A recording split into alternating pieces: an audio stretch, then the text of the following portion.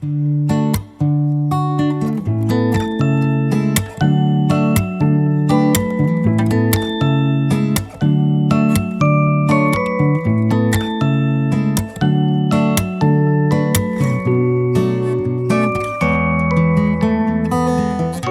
book club night. I'm excited that you are here with me. I have a mug of tea. We used to sell these mugs, but I think they're all sold out. But it says, I'm all booked up. This is one of my favorite mugs. Some of you are probably wondering, what is book club and what book are we discussing? Well, I'm glad you asked. We are discussing The Good Sister tonight by Sally Hepworth. Sally is going to be joining us to talk about the book. See if I can show you.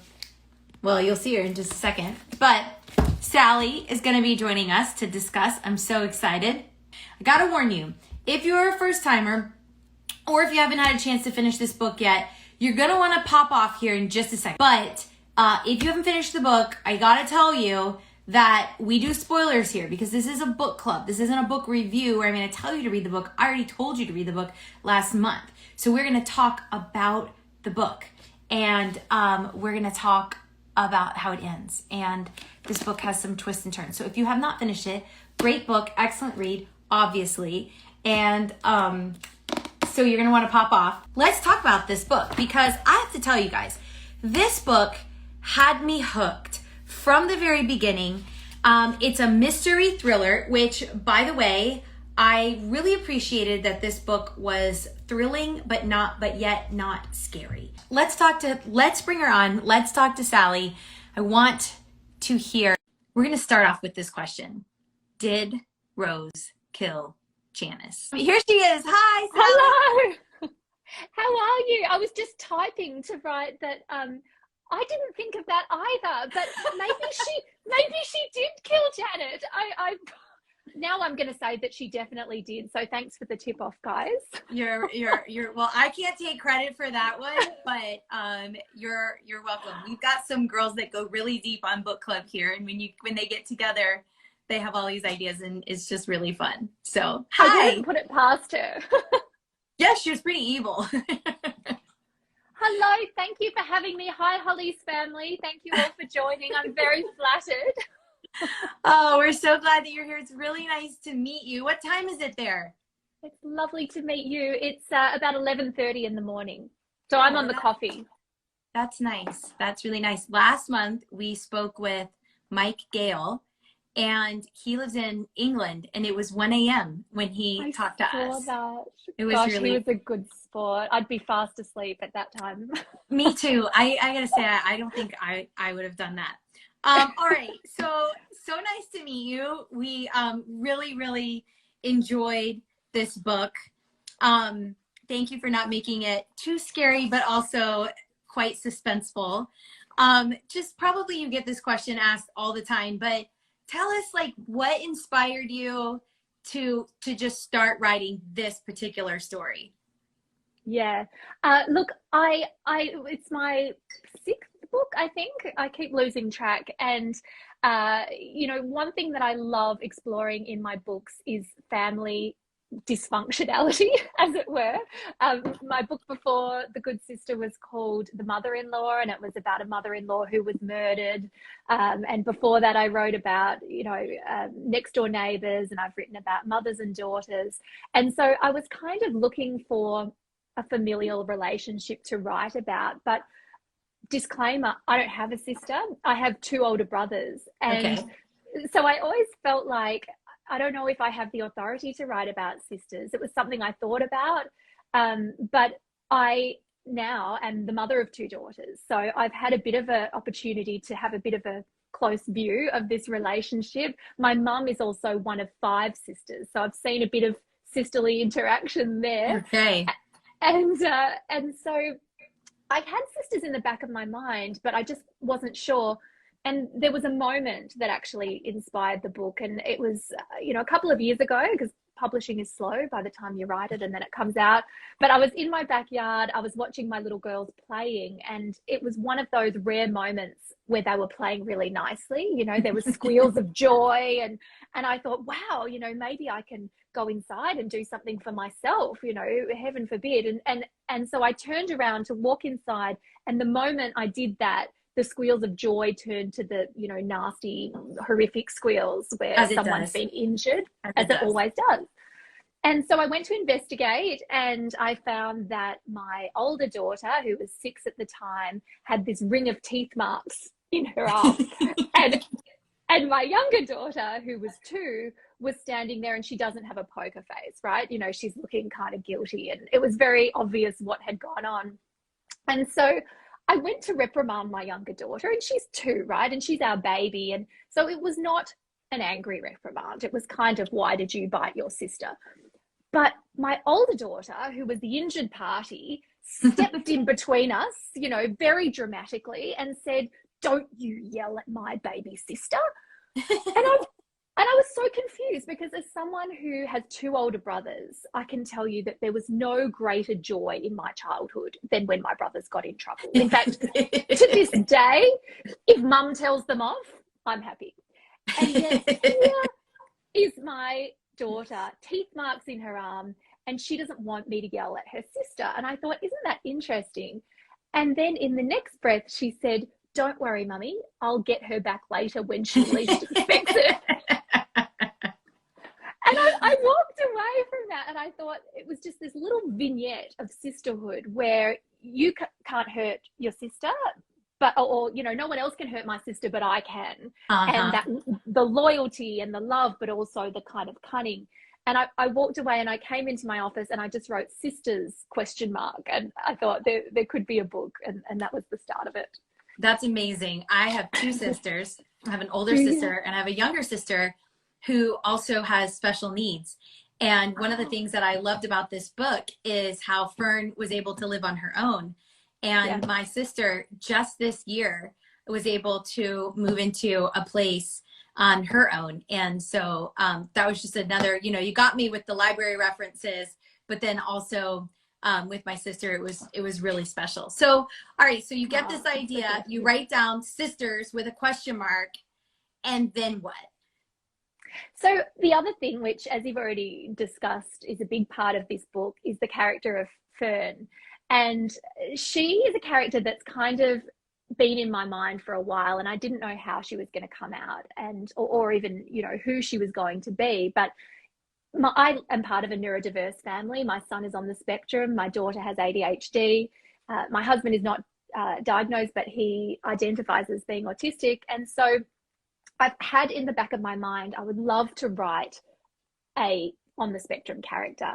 Yeah. And yet I did that with a bit of hesitation, because I'm not on the spectrum. I'm very careful about who has the right to tell whose stories. Yeah. And yet then I'm also a mother of a neurodiverse family.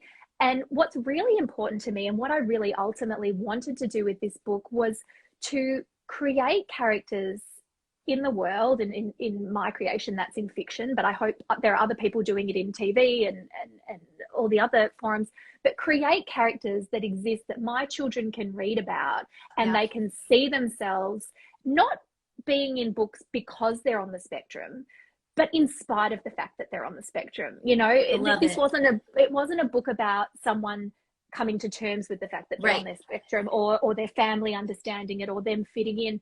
In fact, Fern being on the spectrum is the least interesting thing about her. You know, she's this amazing librarian. She was the heroine of this book. She was a wonderful sister. She was beloved by her community. And how amazing for my kids, but for other kids, for other adults to say, yeah, there's me. That's, you know, some of those thoughts are mine. And I did get my son to read it, and he was chuckling, you know, mostly chuckling at how stupid neurotypical people are, that, you know, with the ridiculous things that we say, and the, you know, the illogical things that we say. And that was the other piece, I guess, that was important to me, is that as neurotypical readers, we weren't laughing at Fern. You know, in fact, while we were laughing, we were mostly laughing at ourselves because, Yep. you know, in fact, a lot of the things that as neurotypical people we do isn't logical, you know, and it doesn't make sense. It's And strange. if we can laugh about our differences and see each other and see, you know, people that are different, I think that we're helping to make it a kinder, more empathetic world. Well, you did such an amazing job with that. And everybody, I don't know if you can see the comments, but everybody's commenting about what a beautiful character she was. And she really was a great heroine. I mean, you were truly cheering for her from the first page, and really So just glad. getting so much insight into her character. How did you come up with their names, Rose and Fern? Well, Fern came first, and I don't know why. I'm really hard at the why, and often I find myself sitting, you know, or back in the pre-COVID days when I was at a writers' festival or on a panel, and other authors answer these questions with so much, you know, thought and care, and they say, I do, and I always think, oh, I don't know, it just felt right. And I really like that name. For some reason, Fern appeared to me when she came. I knew what she looked like and she had a name, and her name was Fern. From there, I then thought Rose is interesting because, you know, obviously ferns and roses, the rose is the one that people look at and admire and you know, care for very closely often, whereas ferns can look after themselves a lot more. But then there's these thorns on the roses. And so I kind of tried to get a little bit clever with that piece. Whereas because I like a bit of, that's too much. I'm not super airy fairy with, you know, everything having to have meaning, but I love it if I can do a little bit of something that way. And I loved it. I loved it. And also there's ferns and roses on the cover too, which is really yes, good. I loved how they did that. And on the Australian cover too, which I don't think I have I'll never find it now, but they also had ferns and roses. So it was lovely. So when you were writing this story, you've got this idea about sisters, you've got this character named Fern, and you know she comes to you, she appears to you, you kind of know. So do you know, like, did you know how much of the plot did you know before you started your draft? Yes. Okay. So I'm a planner, and I do plan ahead, and I do it differently. I'm so scatty. I'm such a classic writer in that way, you know, that the writer that's always lost her keys, and my office is also a mess. I was chuckling at don't look at this. This is my Spectrum family that do things behind me, like organize my books.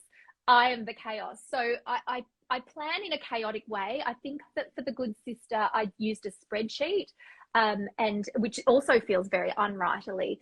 But what that process of planning is about me making sure there's a story there. You know, I'll just input little scenes that come to my mind. I'll make sure, because some things I come up with, they're not a full novel. You know, it might be a really interesting short story, or it might be an interesting premise, but it doesn't go where I want it to go. So I kind of think of the planning as almost a really short first draft. It's like, is there a story here? What's going to happen? And so I then take to the page and I start writing it out. And while I have a plan there, the book rarely looks like that original plan, because you know, a spreadsheet is not a full novel, and you don't really know. I really knew Fern quite quickly, but other characters like Rose, like Wally, like the mother, took time to know. And by the time I got halfway through, I'd look at something I'd planned and think, no, Wally wouldn't do that, or, you know, this doesn't work. Or I might think, I've written a little scene that I think this could work later on. This would be better than what I planned. So there is some planning. There is a lot of organic stuff that happens. And for me, a lot of drafts, because I get to the end and I think I know what needs to change, and I start again. And then I get to the end again and I think, oh, there's a few things that aren't right, and I start again. So it's probably 6, 7, 8 drafts before it gets from the, you know, the first to what you guys read. That's so fascinating to me. I mean, I have so many things I want to ask you about what you just said. So first of all, when you're in this planning stage and you're going, do I have a story here? How often do you say, no, this is not a book, and you put that idea to the side? Oh, very often. I think 9 times out of 10, it's not a full novel for various reasons. Like one thing is that now this is well, that was my sixth novel, but I've since written two more novels. And so now that I'm at, a 9th, 10th novel, there are things, for example, like I don't want to retell a story that I've already told, Okay. And so I think this is an interesting premise, but in doing that, I would need to include a character with sensory processing disorder, and that feels very close to what I've already done. Or to tell this story, I might need to research a topic that I just don't think that I have the stomach as a mother, for example, to go there. Or there's various roadblocks. And so for me, yeah, I go through lots of possible stories before I get to one. And as a writer, you feel that fire in your belly when you're planning and you think, I just want to start writing. That's the one. And almost all the authors I know, and I know many, as I said, Kelly Rimmer is one of my dearest friends. We all do it differently, but that is one thing that I've heard consistently across the board, is that you can try to love a story and you can work with one, but as soon as you feel that fire in the belly, this is the story, this is the one I'm going to go with. All right, so now you've got 7, 8, 9 drafts. How do you know when the book is finished? Well, luckily, I now have a publisher to tell me, and almost always when I send it to them, they say, no, it's not finished. And I say, that's a shame. But often I'm grateful for their help, because when it gets to the publisher, I'm often sending it and saying, I think this is okay, but there's a couple of things I don't think are working.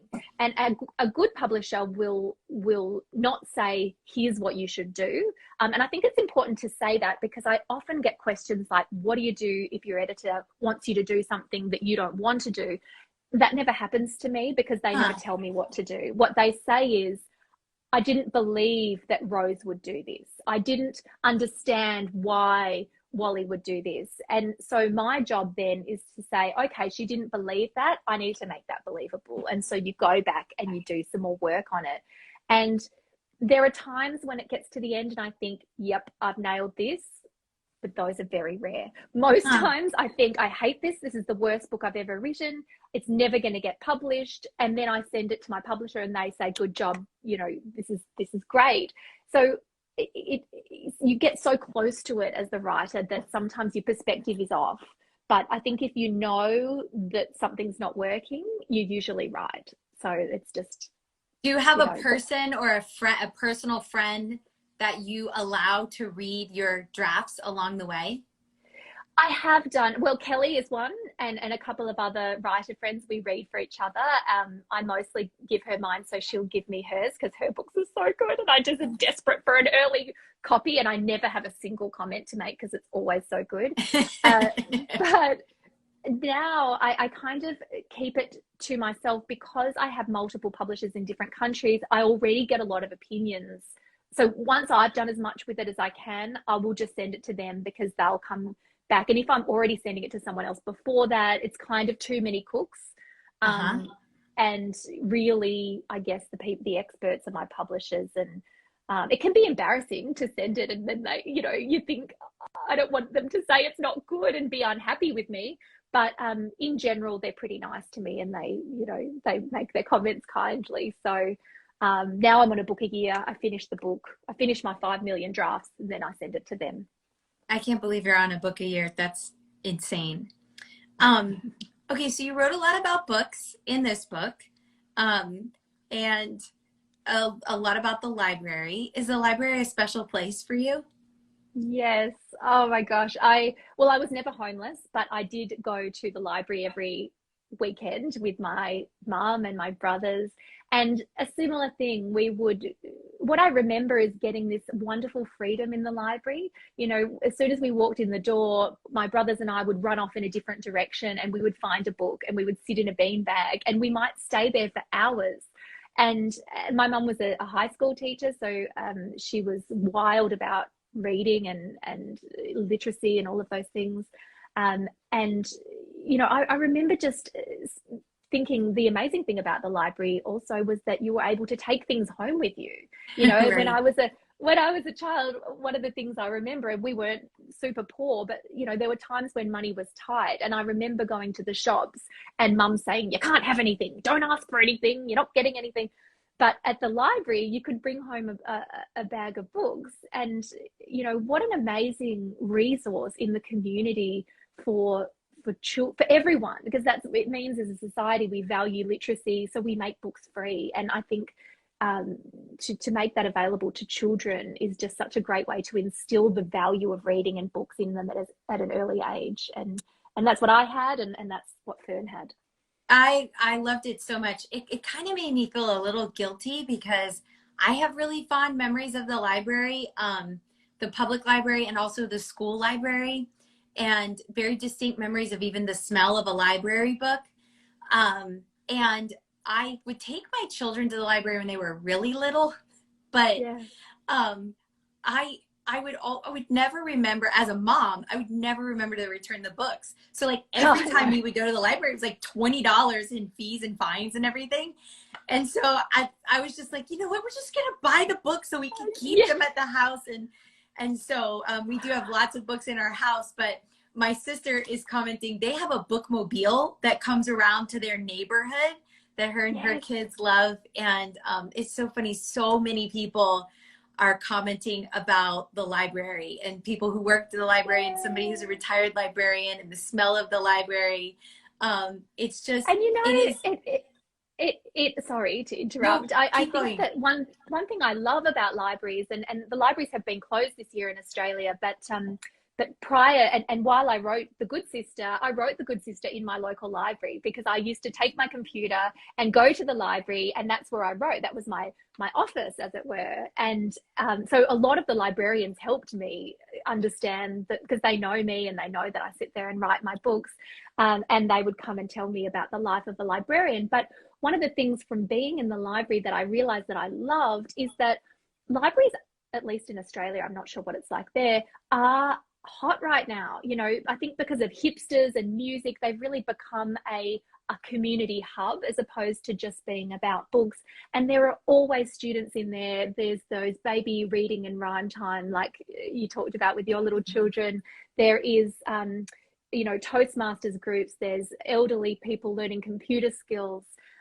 It really is just, it's hard to get a desk there sometimes. And I find that so wonderful, because it feels like the kind of thing that it could go out of fashion, and at the moment it doesn't feel like it has, and that warms my heart.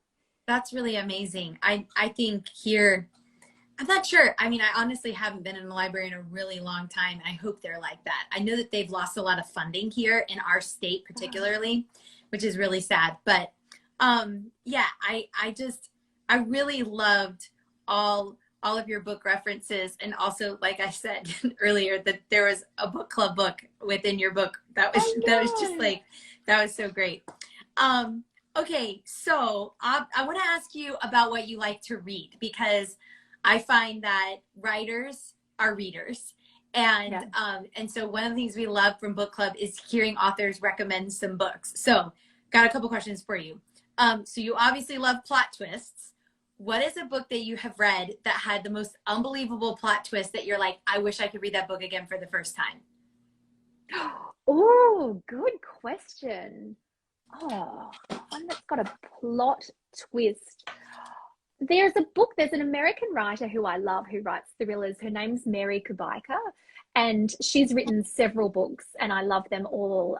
But one of them is called Pretty Baby. I think that was her second book, and I can't really say too much about it. I was in from the start. You know, it didn't need the twist, but the twist that came halfway through was one of those, you know, you have to put down the book and just stare at the wall for a minute and just recalibrate everything that you had thought. So yes, I think that's probably the first one that I would think of. But, okay, I'm writing it down, because I don't read a lot of the, like, you know, the genre is kind of called like psychological thrillers.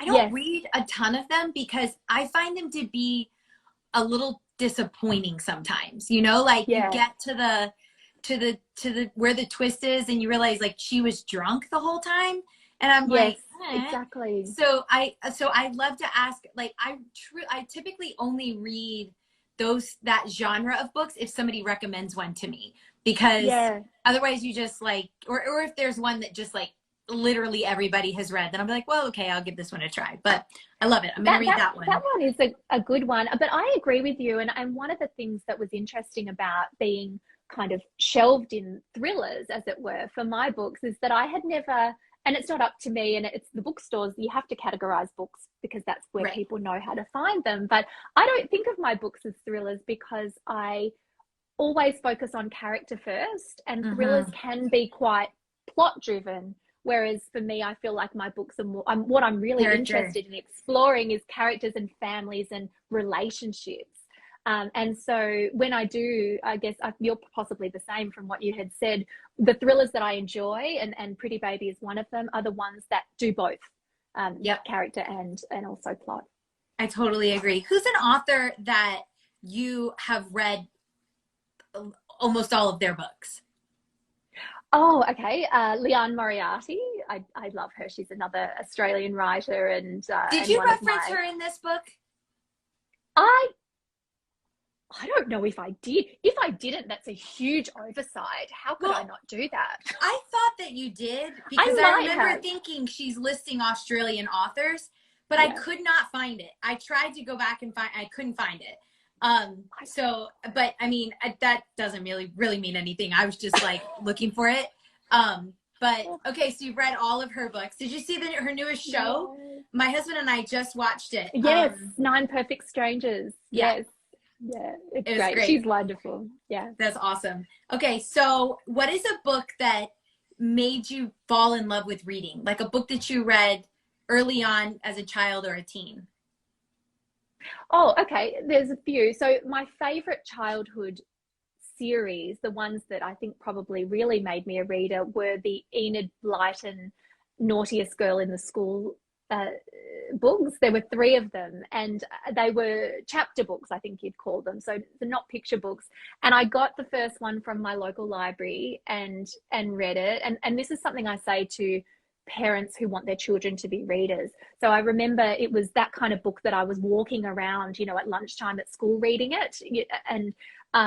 And my mum noticed that I was really into this book. And I remember getting home from school, and she was a teacher and had a school library, and she got the second one ready for me.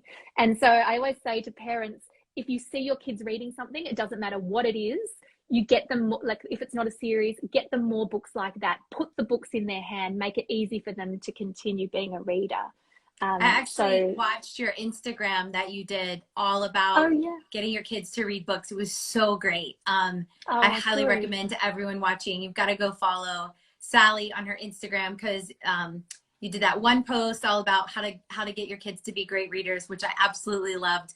And and you do the Writerly Wednesday for people who are interested in writing. It's just really great. I love it. I have totally lost track of time, and we're like almost out of time, but thank you so much. Thank you for writing stories. And again, one of the things that I love about reading is how a book can give you empathy for a situation that maybe you never thought about. And for a character like Fern to really be able to see that sometimes when you meet someone that you don't necessarily understand, that doesn't mean that they aren't smart or that they have problems. We all have problems, and it just helps you to understand people. And it was just such a beautiful story, and suspenseful, and wonderful for October, and we loved it. And it's just so nice to meet you. Oh, it's so lovely to meet you. Thank you so much for having me, and I hope that everyone enjoyed the book. Okay, really quick though, tell us, you have a book coming out, and I looked it up here. It doesn't come out till March. I know, I'm so sorry. I've been getting lots of it. It's called The Younger Wife, and it's out in Australia in a couple of weeks. And unfortunately, it's not out in the States until March or April, I think. But that's the publisher. It's not me. The book's done. Okay. I've written it. So until then, if we were going to go back and read more of your books, do you have a favorite, or do you have one that like, oh, you should read this one? Probably The Mother-in-Law. I think if you enjoyed The Good Sister, you'll get the same family dynamics. There is a suspenseful mystery element to kind of uncover. And I think that there's something universal about the fraught relationship between mothers-in-law and daughters-in-law that's, worth exploring. So I can't wait. And the new one coming out, we can pre-order it. What's it called? Yes, it's called The Younger Wife, and again, family dysfunctionality you'll find there, and a bit of a mystery, and that will be out, yeah, early next year. We love it. Can't wait. Thank you so much, Sally. It was really nice to meet you. Thank you. Pleasure. Thanks so much. That was such a fun interview. I hope you loved getting to know and hear from Sally as much as I did. What an incredible book. What an incredible author. So much fun. Holly Furtick Book Club. Always a great time. Hey, if you would like to officially join our book club, go to hollyfurtick.com. All you have to do is give me your email address. I promise I'm not going to spam you. I promise I'm just going to send you an email and let you know what book we're reading next and when we're going to meet. So head over to hollyfurtick.com if you want to follow us and join our book club officially and join us for our live discussions. And as always, if you enjoyed this video, make sure you like it, leave me a comment, let me know what you've been reading this month, and make sure that you click that subscribe button so that you know every time that we post a video here. I hope you have a great rest of your day.